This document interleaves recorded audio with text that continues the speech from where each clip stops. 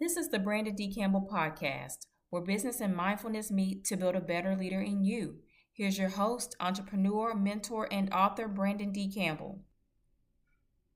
I want to give you a rundown on just how incredible my week was.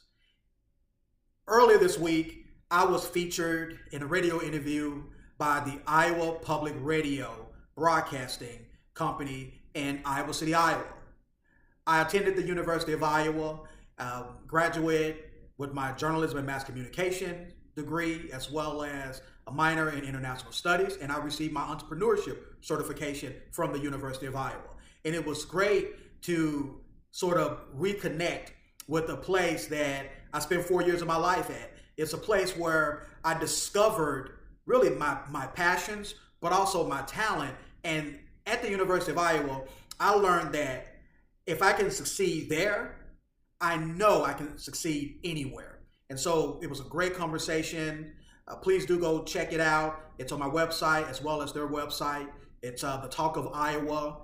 They had some really thoughtful questions in regards to the book, Oh Brother, My Brother. Great questions, actually. Also, a major highlight of my week was appearing on Right On Education, hosted by the Little Rock School District Superintendent Dr. Jamal Wright, and it's his podcast. And I was featured alongside some incredible men that I most deeply respect and admire.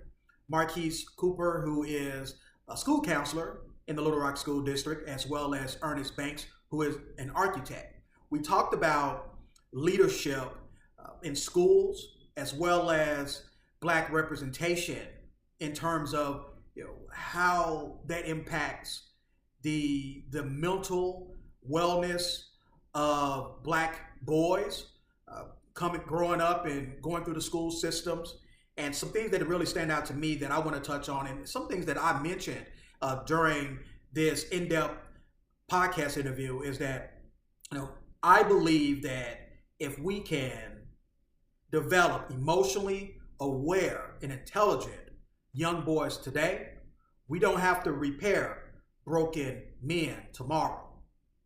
If we develop more emotionally available and attached boys today, we don't have to try to fix broken families tomorrow.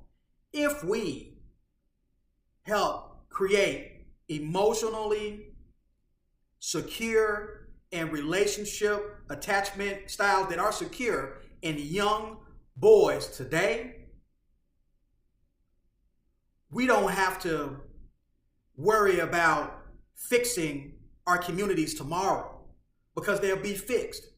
I believe that if we develop and equip young boys with emotional literacy tools to support their emotional and mental health, they will be fantastic leaders tomorrow. And guess what?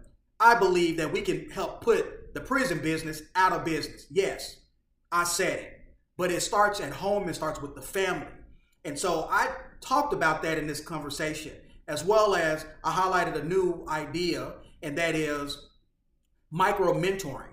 So for those who are very busy and don't necessarily have a lot of time in their schedule to really do more one-on-one mentorship, or maybe you just, you reach your capacity level with mentees. Micro mentoring is merging your passion and doing pop-ups or small, maybe group discussions or interactions and mentoring a great deal of individuals all at once. So example, I love going back to schools to read books, right? So during these discussions or during these moments where I'm volunteering to read books, usually it's in a room where there's a predominantly number of boys or people of color, right? Kids of color.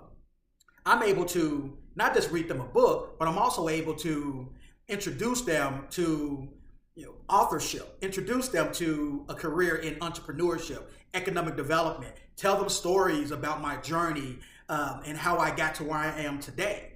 And so in ways to give them representation that's positive and also healthy representative and myself doing that, but in a way to inspire them on what their future can look like. And so I discussed that. Also, I just really believe that leadership does not begin or become built when you're 37 years old. It starts at 6 and 7 years old. So we have to tap in, meet boys where they are, talk to them on their level, show empathy, put ourselves in their shoes. A lot of them are dealing with personal issues. Some of them may be dealing with trauma that occurred while they were younger, or they're going through it today. Their needs, basic needs, might not be getting met. And so by having that trauma inside of you and in your heart, and you're not healing, it can lead to that toxic shame that I talk about, which then breeds this idea that you're unworthy, that you're unlovable. And schools, because these are places where we spend most of our time as kids, can be an anchor of developing emotional literacy by providing programming such as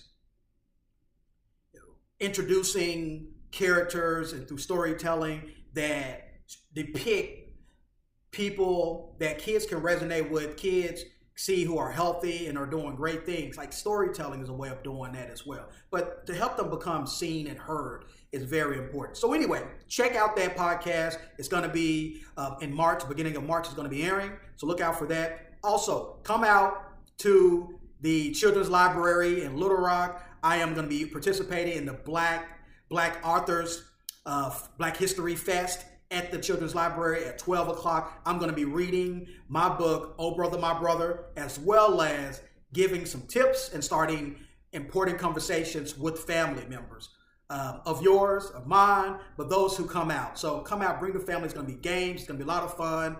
Check it out on Saturday, February 21st. I'll be presenting at 12 o'clock, and I'm looking forward to the experience. And go out and buy Oh Brother, My Brother today. Own it. You can get it at any stores, any place where books are sold, including online at my website, BrandonDCampbell.com, as well as the major online retailers such as Amazon and Barnes & Noble as well too. So thank you very much. Until next time,